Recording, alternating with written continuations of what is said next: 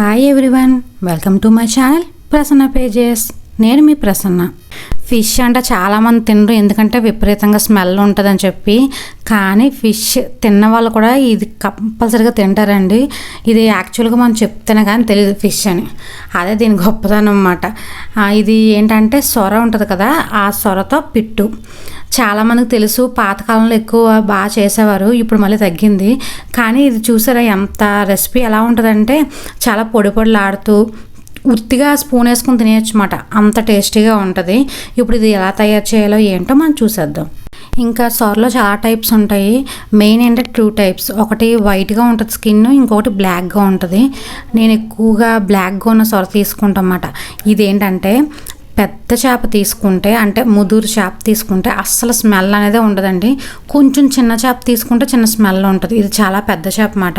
ఇది ఏంటంటే ఇలా 1/2 కేజీ అలా ఇస్తారు. ఇది 1/2 కేజీ పీస్. చూసారు కదా ఎంత బాగుందో, చాలా పెద్దది కాబట్టి అస్సలు స్మెల్ ఉండదు. నెక్స్ట్ మనకి పొడి పొడిలాడుతూ వస్తుంది అన్నమాట. అదే చిన్న చేప అనుకోండి కొంచెం ముద్ద అవుతుంది. సో అందుకు మనం ఏంటంటే ఇలాంటి పెద్ద చేప తీసుకుంటే మంచిది. ఫస్ట్ అయితే మనం కొంచెం వాటర్ పెట్టుకోవాలండి, ఎందుకంటే ఈ సొర ఉంది కదా దాన్ని బాయిల్ చేసుకోవాలన్నమాట.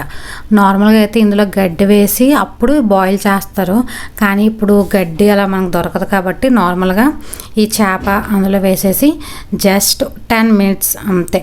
అంటే కొంచెం ఇలా పొంగుతూ ఉంటుంది చూసారా, అలా ఉంటే చాలు. చూడండి పైన అంతా చిన్న డస్ట్లా వస్తుంది. అది అయిపోతే మనకి ఉడికిపోయినట్టు అన్నమాట. మనం చాకుతో తీస్తే చూడండి, ఎక్కువ ఉడికిపోతే ఏంటంటే మెత్తగా అయిపోద్ది. సో ఒక్క 5 మినిట్స్ 10 మినిట్స్ అయితే చాలు. ఇంకా ఇది అయిపోయిన వెంటనే మనం ఒక ప్లేట్లోకి తీసేసుకుని కొంచెం చల్లారనివ్వాలి.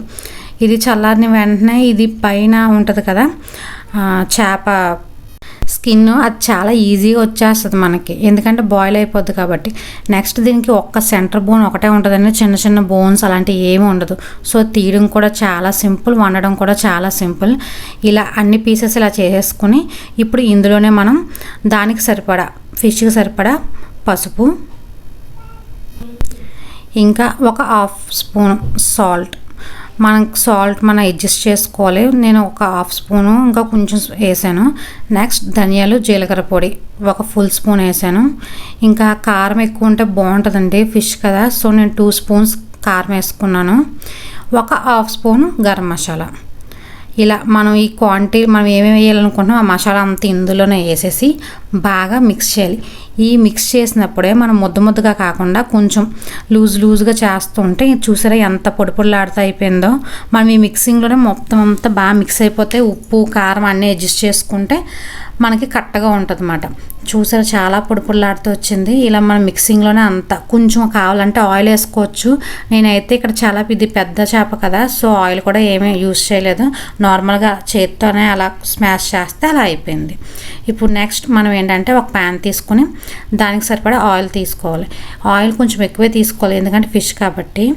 ఇంకా దాంట్లో మసాలా సామాన్లు, బిర్యానీ ఆకు, 2 దాల్చిన చెక్కలు, 2 లవంగాలు, 2 యాలకులు, ఇవి ఆయిల్ వేసి కొంచెం కరివేపాకు, ఇంకా ఆనియన్స్ అయితే చిన్న చిన్న పీసెస్ కింద కట్ చేసుకుని నేను 1/2 కేజీ చేపకి 2 ఆనియన్స్ తీసుకున్నానండి, మీడియం సైజు. ఆనియన్స్ని బాగా ఫ్రై చేసుకోవాలి. ఆనియన్స్ బాగా ఫ్రై అయిపోయాక చూసే కదా చాలా బాగా గోల్డెన్ కలర్లో వచ్చాక అల్లం వెల్లుల్లి పేస్ట్ అప్పటికప్పుడు దంచుకుంటే చాలా టేస్టీగా ఉంటుంది. మేము ఏంటంటే ఇలాంటి ఫిష్ అలాంటి వాటిలో అప్పటికప్పుడు దంచుతాం అనమాట. సో 2 స్పూన్స్ అల్లం వెల్లుల్లి పేస్ట్ వేసాం మేము. ఇప్పుడు ఈ అల్లం వెల్లుల్లి పేస్ట్ కూడా బాగా ఫ్రై అయిపోవాలి. బాగా ఫ్రై అయిపోతే చూసారు కదా ఆయిల్ అంతా బయటకు వచ్చేసింది, బాగా ఫ్రై అయ్యింది అన్నమాట. సో ఇప్పుడు మనము ఈ సొర ముందుగా రెడీ చేసుకున్నాం కదా అన్నీ కలిపి, సో దాన్ని మనం ఇందులోకి యాడ్ చేసుకోవాలి. మనకి చిన్న చిన్న బోన్స్ ఉంటే ఫిష్ని ఇలా చేయడం చాలా కష్టం, బోల్ టైం టేకింగ్ కూడా. మనకి ఇది సింగిల్ బోన్ కాబట్టి చాలా ఈజీగా ఫిష్ని ఇలా చేయొచ్చు. నెక్స్ట్ ఇది చాలా హెల్దీ, చాలా మంచిది సొర అంటే. అందుకని చెప్పేసి పిల్లలకి కూడా మనం ఫస్ట్ ఇంట్రడక్షన్ అప్పుడు ఇలాంటి ఫిష్ పెడితే మంచిది. ముళ్ళు మనకి తలనొప్పి ఉండదు, లేదంటే ముళ్ళు ఉంటాయని చెప్పి పిల్లలు తినరు కదా జనరల్గా. సో ఇలా అనుకోండి, హ్యాపీగా వాళ్ళు కూడా తినేస్తారు, మనకు కూడా హ్యాపీగా ఉంటుంది. సో ఇక్కడ ఏంటంటే ఇంకా దీన్ని మెల్లిగా అలా ఫ్రై చేసుకుంటూ ఉండాలి, అడుగు పడుతూ ఉంటుందండి. సో అందుకని అలా కలుపుతూనే ఫ్రై చేస్తూ ఉండాలి. ఇది ఆల్రెడీ బాయిల్ చేసాము, మరీ ఎక్కువ ఏం ఫ్రై చేయని అవసరం లేదు. ఒక 10 మినిట్స్ అలా సిమ్లో పెట్టి ఫ్రై చేస్తే బాగా ఫ్రై అయిపోద్ది. కావాలంటే ఆయిల్ ఇంకా వేసుకోవచ్చు, మరీ ఆయిల్ అవసరం లేదు, ఇదైతే కరెక్ట్గా సరిపోద్ది. సో ఇది బాగా ఫ్రై అవ్వాలి. మనకి బాగా ఫ్రై అయ్యాక మనము మసాలా వేసాం కదా, సో అదంతా మంచి ఫ్లేవర్ వస్తుంది.